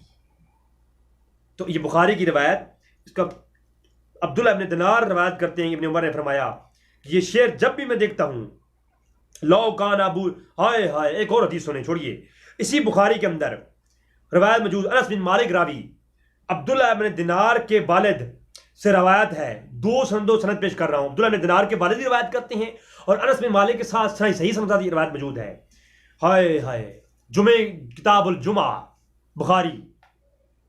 جمعے کا دن ایک شخص حضور کی برگاہ میں یا رسول اللہ قحط پڑ گیا، اور قحط پڑ گیا ہے اور بارش نہیں ہو رہی ہے، مال برباد ہو گئے، فصلیں تباہ ہو گئیں، اولاد ہلاک ہو رہی ہے، یا رسول اللہ دعا فرمائیے. مسجد نبی کا صحن ہے، حضور منبر پر جلوہ فروز ہیں. حضور نے دعا فرمائی، ابھی دعا سے فارغ بھی نہیں ہوئی ہے. راوی کہتا ہے کہ حضور کے ریش مبارک سے پانی کے قطرے ٹپک رہے تھے. حضور نے دعا کی جمعے کا دن، اور ابھی جمعے سے فارغ نہیں، داڑھی سے پانی قطرے ٹپک رہے. وہ جمعہ گزر گیا، اگلا جمعہ آ گیا، وہی صحابی یا کوئی اور صحابی کھڑا ہو گیا، پھر کہتا ہے یا رسول اللہ ہمارے مال برباد ہو گئے، ہمارے بچے برباد ہو گئے، ہماری فصل تباہ ہو گئی، یا رسول اللہ اب یہ بارش ہمارے لیے خطرہ نہ بن گئی ہے، اے اللہ کے نبی اللہ سے دعا فرمائے، آپ کے کہنے پر یہ بارش شروع ہوئی ہے، آپ کے کہنے پر ہی یہ بارش ختم ہوگی۔ حضور نے پھر ہاتھ اٹھا دیے، حضور نے یہ نہیں فرمایا میں محمد اللہ کا نبی ہوں، کوئی بارش برسانے کو میری انگلی میں تو نہیں لکھا ہوا کہ میں نے برسانی ہے اور میں نے روکنی ہے۔ تو حضور کو جب صحابی رسول نے کہا، حضور نے انگلی اٹھائی اور فرمایا اللہم ہوا علینا بلا علینا، جس طرف حضور انگلی اٹھاتے تھے بادل پھٹتے جاتے تھے، اور حضور نے فرمایا کہ اے میرے مولا یہ بارش ہم پر نہ ہو اردا گرد ہو۔ یار عجیب معاملہ ہے، یہ تو اختیار مصطفیٰ پہ جب بات ہوگی تو بات ہوگی۔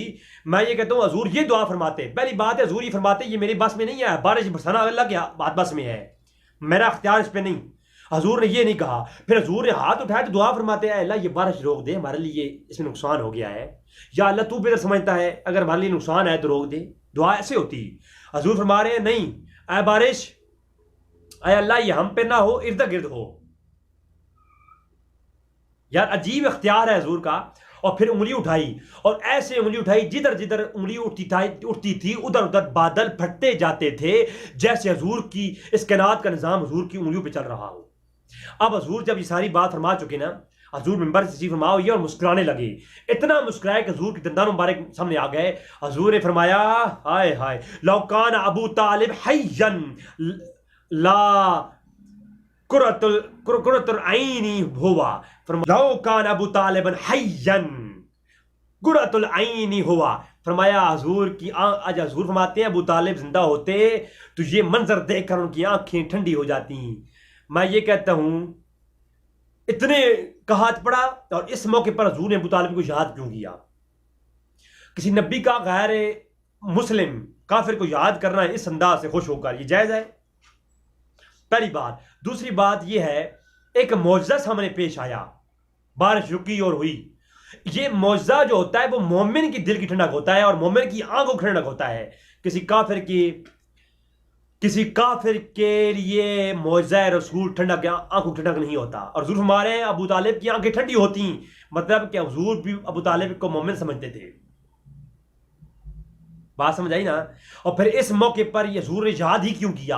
اس لیے یاد کیا حضور کو اپنا بچپن یاد آ گیا تھا۔ وہ ابو طالب نے شعب ابی طالب کے اندر جب کا ہاتھ پڑا تھا تو ابو طالب نے حضور کو کعبۃ اللہ کی چھت سے لگا کر کے جو وسیلے کی دعا مانگی تھی نا، حضور کو وہ یاد آ گیا، اور حضور نے اس لیے کہا کہ آج ابو طالب ہوتے میرے چچا تو بہت خوش ہوتے۔ ہے جی، یہ ہے ایمان ابو طالب۔ اس میں کتنا بولوں؟ ایک آخری بات پیش کروں اس پہ، میں گھنٹوں بول سکتا ہوں اس پہ، الحمدللہ گھنٹوں۔ اللہ بخاری کے اندر یہ موجود ہے، یہ لفظ جو آخر میں ہے کہ ابو طالب ہوتے بہت خوش ہوتے ہیں، یہ بخاری میں ایک سند سا موجود ہے، لیکن طویل یہ جو روایت ہے اس کے بعض لفظ جو ہے بخاری میں نہیں ہے۔ وہ ہے کدھر؟ وہ لفظ سیرت ابن ہشام کے اندر، دلائل النبوہ کے اندر، علامہ زرقانی شرح زرقانی کے اندر، البدایہ و نہایہ کے اندر، اور دیگر کتب اور سنن کے اندر یہ روایت موجود ہے۔ کوئی کہے بخاری دکھا کہے جی رضوی نے جھوٹ بولا ہے، تو بخاری میں یہ روایت کی لفظ نہیں ہے آخری، یہ لفظ کدھر ہے؟ ابن ہشام کی سیرت ہشام کے اندر، دلائل النبوہ کے اندر، اور دیگر کتب کے اندر یہ موجود ہے۔ اور جب ایک بات میں یہاں پر کامن سینس کی بات پیش کروں کہ جب حضرت آسیہ فرعون کی جو بیوی تھی سلام اللہ علیہا، حضرت آسیہ کے پاس موسیٰ علیہ السلام آئے تو انہوں نے ان کو دودھ پلانا چاہا، تو کئی کفار عورتوں کو جمع کیا دودھ پلانے کے لیے۔ آپ تفسیریں اٹھا کے دیکھ لیں تو ہر کافر عورت کو جب موسیٰ علیہ السلام کے قریب کیا جاتا تو وہ دودھ نہ پیتے۔ کئی عورتیں پیش کی گئیں جو کافر تھیں، ان کی دودھ بھی ان میں زیادہ تھا، لیکن موسیٰ علیہ السلام نے دودھ نوش نہیں کیا۔ نبی تھے، نبی ہو کر کافر کا دودھ یا کافر کے ہاتھ سے دودھ کیوں پیے؟ یہ نبی کی شان نہیں کہ وہ کسی کافر کے گھر سے یا کافر کے ہاتھ سے یا کافرہ کا دودھ پیے، یہ نبی کی شان ہی نہیں ہے، یہ نبی کی شان نہیں ہے۔ لیکن اللہ اکبر، اگر موسیٰ علیہ السلام نبی ہو کر کے کسی کافر کا دودھ نہیں پیا، پھر بعد میں اپنی والدہ کا ہی دودھ پیا، تو میں یہ کہتا ہوں ابو طالب کے گھر میں حضور جو بچپن سے کھاتے رہے، کیا کسی کافر اور مشرک کے ہاتھ سے کھاتے رہے اور ان کا کھاتے رہے؟ اللہ اکبر۔ قرآن کہتا ہے کافر نجس اور مشرک ہے، پاک ناپاک ہے، اور مشرک ناپاک ہے، ناپاک کے گھر کا کھاتے رہے حضور اکرم صلی اللہ علیہ وسلم۔ اللہ اکبر۔ ہے تو جالی چوم کر حاجی ٹھہرا، اور جنہوں نے ہاتھوں میں کھلایا وہ کافر ٹھہرے۔ ملا تیری بات سمجھ نہیں آئی ہے، ملا تیری بات سمجھ نہیں آئی، ہائے ہائے، بات سمجھ نہیں آئی۔ جامع ترمذی کے اندر ابو موسیٰ اشعری روایت کرتے ہیں، ہائے ہائے، روایت کرتے ہیں جامع ترمذی 3620، ابو بحیرہ راہب جو یہودی تھا، جب اس سے حضور ایک شام کے سفر پر، حضور ابھی چھوٹی عمر میں تھے اور شام کے سفر پر ابو طالب کے ساتھ تھے، ساتھ میں ابو بکر صدیق بھی تھے اور بلال بھی تھے۔ اور جامع ترمذی کی روایت پیش کرتا ہوں، ابو موسیٰ اشعری روایت کرتے ہیں کہ ابو جو ہے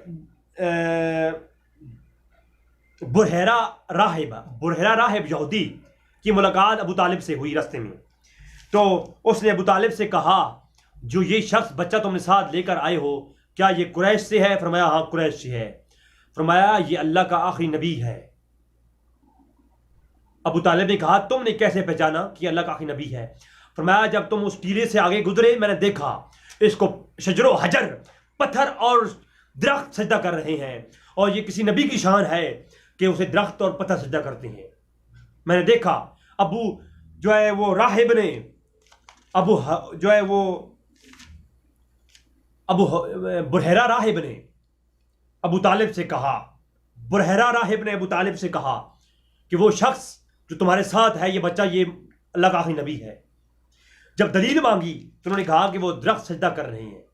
اتنی دیر تھی کہ 8 سے 10 یہودی کا لشکر پاس سے گزرا، اور انہوں نے بحیرہ سے کہا اے بحیرہ راہب تم نے کوئی قافلہ شام کا یہاں سے گزرتے دیکھا ہے؟ تو انہوں نے کہا میں نے نہیں دیکھا۔ اگر یہ کون ہے؟ فرمایا میرے مہمان ہیں۔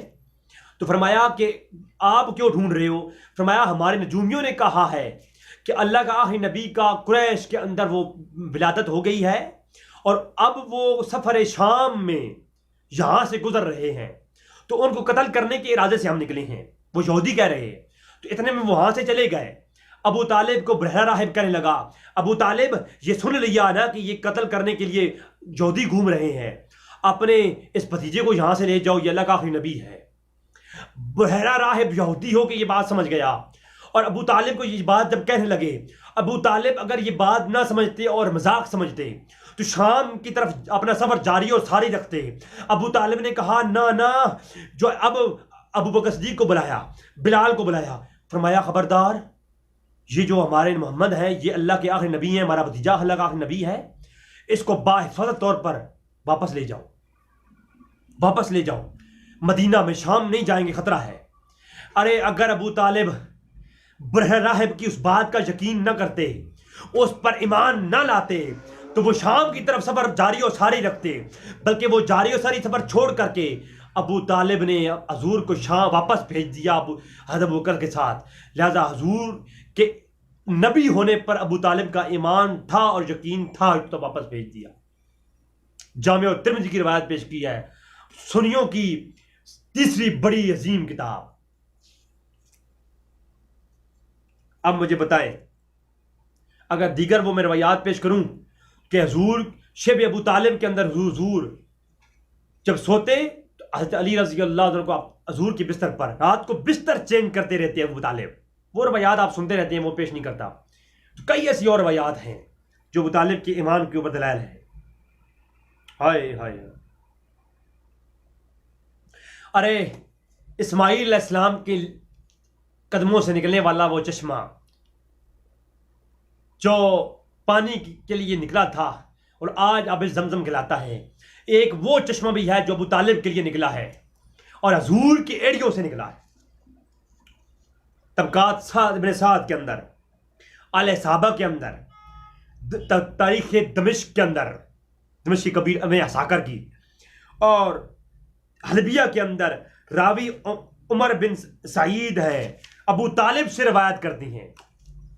ابو سعید کہتے ہیں میں نے، عمر بن ابو سعید کہتے ہیں میں نے ابو طالب سے سنا، ابو طالب کہتے ہیں میں حضور کے ساتھ وادی ذی مجاز میں تھا کہ مجھے پیاس لگی اور میں تڑپ رہا تھا۔ میں نے کہا یا رسول اللہ بہت زیادہ پیاس لگی ہے، اے بھتیجے بہت پیاس لگی ہے۔ اب حضور نے فرمایا میرا چچا اور پیاسا؟ حضور نے اپنی زمین پر ایڑی ماری اور چشمہ جاری ہو گیا۔ فرمایا وہ جو چشمہ تھا اسماعیل کے لیے تھا، آج محمد عربی کی ایڑی سے نکلا ہوا جو چشمہ ہے یہ خاص ابو طالب آپ کے لیے ہے۔ اور سب سے پہلے تو علوم حدیث کی بات کرنے والوں سے میں معذرت کروں گا، میں نے کتب علوم حدیث پڑھی ہیں اور میں نے دلائل کے انبار لگا کر علوم حدیث پر 4 بڑے لیکچر ریکارڈ کروا چکا ہوں، یوٹیوب پر دیکھ لو۔ فن حدیث کے اندر مجھے کوئی منطق نظر نہیں آئی جس میں میں نے یہ دیکھا ہو کسی کافر سے کوئی روایت لی گئی ہو۔ ہائے ہائے ہائے، کسی کافر سے کوئی روایت نہیں قبول کی جاتی، لیکن اس کے اندر طبقات ابن سعد کے اندر اور دیگر کتب کے اندر یہ روایت موجود ہے۔ ابو طالب روایت کرتے ہیں اور صحابی رسول نے یہ روایت ابو طالب سے لی ہے، اور صحابی رسول کا یہ عقیدہ تھا کہ ابو طالب مسلمان ہے تبھی روایت لی، ورنہ کسی کوئی صحابی بھی غیر مسلمان کافر سے کوئی روایت نہیں لیتا تھا۔ اور پھر محدثین نے اس کو نقل کیا۔ اگر سعید بن جو ہے مسیب سے اور عمر بن سعید سے یہ غلطی ہوئی کہ انہوں نے کافر ابو طالب سے روایت لے لی، تو آگے جو کتب حدیث کے اندر بڑے بڑے محدثین نے اس کو نقل کیا، انہوں نے خود یہ اصول بنائے تھے اصول حدیث کے، تو وہی اس سے رجوع کر لیتے، کہتے نہیں جی یہ کافر کی روایت قبول نہیں کی جائے گی۔ انہوں نے کیوں نقل کیا؟ لہذا ابو سعید، عمر بن ابو سعید کا ابو طالب سے روایت لینا اور طبقات ابن سعد اور دلائل النبوہ اور دیگر کتب حدیث کے محدثین کا نقل کرنا اس بات کی دلیل ہے کہ محدثین کے ہاں بھی ابو طالب درجہ اسلام اور مسلم تک پہنچتی ہیں، اور سکات مسلمان اور صحابہ کے اندر ان کا نام ہے، ورنہ صحابہ کے علاوہ تو کسی سے روایت جائز ہی نہیں ہے لینا اسلام کے اندر۔ علوم حدیث کی بات ہو گئی۔ اب یہاں پر میں آخری بات کر کے آپ لوگوں سے اجازت چاہوں گا، یاد رکھیں اسلام کا ایک قانون کہ مرد عورت کے ساتھ نکاح کے بغیر نہیں رہ سکتا، آپس میں ملاپ نہیں کر سکتا۔ یہ قانون اسلام کا اعلان نبوت کے فوراً بعد نازل ہوا قرآن کریم کے اندر، اور کون کون سی عورتیں حلال ہیں اور کون حرام ہے، کیونکہ عرب کے اندر یہ ایک گندگی تھی اس وقت، اس کو مٹانے کے لیے سب سے پہلے یہ ہوا۔ اور جس کا نکاح باطل ہے وہ اس طرح سے نکاح دہرائے، بات سمجھ آ رہی ہے نا؟ یہ قانون سب سے پہلے نازل ہوا۔ اب ابو طالب کی شان میں جو آخری بات اور ایمان ابو طالب پر آخری چیز پیش کرنے لگا ہوں، اس کو توجہ سنیے گا۔ حضور اکرم نے اعلان نبوت کے بعد یہ اعلان کیا کہ مرد اور عورت کا آپس میں نکاح کے بغیر رہنا اور اس طرح کا کون کون سے رشتوں سے نکاح کرنا جائز ہے، یہ شریعت پیش کی۔ نبی جو شریعت پیش کرتا ہے پہلے خود اس پہ عمل کرتا ہے، پھر وہ امت تک پہنچاتا ہے۔ لہذا حضور اکرم صلی اللہ علیہ وسلم کا اعلان نبوت سے پہلے جو نکاح ہوا تھا، جو جاہلیت کے دور میں خدیجہ الکبریٰ سے ہوا تھا، اس نکاح کی بات کروں گا اور آپ کا ایمان تازہ ہو جائے گا۔ وہ نکاح 25 سال کی عمر میں حضور اکرم کا صلی اللہ علیہ وسلم کا خدیجہ الکبریٰ کے ساتھ ہوا، اور اس کا خطبہ کس نے دیا؟ حضرت ابو طالب نے۔ دلائل سن لو۔ اور اس کا حق مہر کس نے دیا؟ حضرت ابو طالب نے۔ اور مشرک اور کافر کا نہ خطبہ قابل قبول ہے، نکاح پڑھانا قابل قبول ہے، نہ اس کی گواہی قابل قبول ہے، اور نہ ہی اس کا حق مہر قابل قبول ہے۔ لہٰذا وہ نکاح باطل ٹھہرا، اور اعلان نبوت کے فوراً بعد حضور کو سب سے پہلے وہ نکاح دہرانا چاہیے تھا۔ اگر حضور نے وہ نکاح نہیں دہرایا تو سمجھ لو کہ حضور ابو طالب کو مومن سمجھتے تھے تو تب نہیں دہرایا۔ بات سمجھ نہیں آئی؟ پہلے حوالے جات سن لیں۔ ابن جوزی نے الفاق کے اندر، سیرت حلبیہ کے اندر علامہ حلبی نے، عبدالحق محدث دلوی نے، علامہ سہیلی نے، علامہ دہلان نے، ابن خلدون نے اور علامہ حلبی نے سیرت حلبیہ کے اندر جلد نمبر 138 میں روایت کیا کہ خطبہ نکاح حضرت ابو طالب نے پڑھایا تھا، اور حق مہر 20 اونٹنیاں ابو طالب نے دی تھی۔ ارے وہ آدم علیہ السلام کا نکاح مئی ہوا کے ساتھ، جب آدم علیہ السلام مئی ہوا کی طرف بڑھنے لگے، الجنس جمیلون علی الجنس کے تحت، تو قریب ہونے لگے تو اللہ کا حکم ہوا آدم ٹھہر جا۔ المستدرک علی الصحیحین کی صحیح روایت موجود ہے، یہ میں نے وسیلے کے باب میں پیش کی تھی کہ آدم علیہ السلام کو جب یہ حکم ہوا کہ آدم ٹھہر جا، پہلے حق مہر ادا کر۔ حق مہر کیا ہے؟ فرمایا دونوں رسول اللہ علیہ وسلم پر درود پڑھو۔ ارے آدم اور حوا کا حق مہر تو نکاح جائز ہونے کے لیے اور حلال ہونے کے لیے درود مصطفیٰ ٹھہرا، اور حضور کا حق مہر جو ہے دینے والا کافر ٹھہرا۔ کوئی ایک منطق تو ہمیں بتائیں، کوئی ایک منطق تو ہمیں بتا دیں کہ جو حضور کا حق مہر جس نے دیا ہو وہ کافر تھا، اور آدم جو ہے وہ بھی حق مہر دیں تو حضور کا دیں، اور حضور کے نکاح پہلے نکاح کا حق مہر کافر اور خطبہ بھی کافر بڑھائے، اور حضور اس نکاح کو دہرائیں بھی نہ۔ اللہ تبارک تعالیٰ سے دعا ہے کہ اللہ میں حق جاننے کی توفیق عطا فرمائے۔ ہاں میرا کیا عقیدہ ہے اس پہ؟ میرا یہ عقیدہ ہے کہ اسلاف کی بات سر آنکھوں پر۔ میرا یہ عقیدہ ہے کہ متقدمین کا جو عقیدہ ہے کہ مولانا ابو طالب ثابت نہیں تو وہ بھی حق پر ہے، اور جو متاخرین کا عقیدہ ہے یہ بھی حق پر، دونوں حق پر۔ اور میرا عقیدہ یہ ہے، میں سلام کرتا ہوں، اگر قیامت کے روز ابو طالب کے قدموں کی خاک مل جائے تو میرا کام بن جائے گا۔ اور میں یہ عقیدہ ہے کہ ماں ابو طالب پر کلام نہ کرو، نہ جواز کا نہ عدم جواز کا، سکوت اختیار کر لو، اللہ پہ چھوڑ دو، احترام ان کا لازم کرو، احترام ان کا لازم کرو۔ اگر کوئی مسلمان ہو کر ابو طالب کا احترام نہ کرے تو اس کا اسلام کسی کام کا نہ آئے گا۔ ابو طالب کو تو کافر تم کہہ دو، لیکن تمہارا اسلام کسی کام کا نہیں اگر تم ابو طالب کی طرف انگشت تنقید اٹھاؤ گے۔ دعا ہے کہ رب تعالیٰ ہمیں عشق ابو طالب عطا فرمائے۔ وما علینا الا البلاغ المبین۔ السلام علیکم۔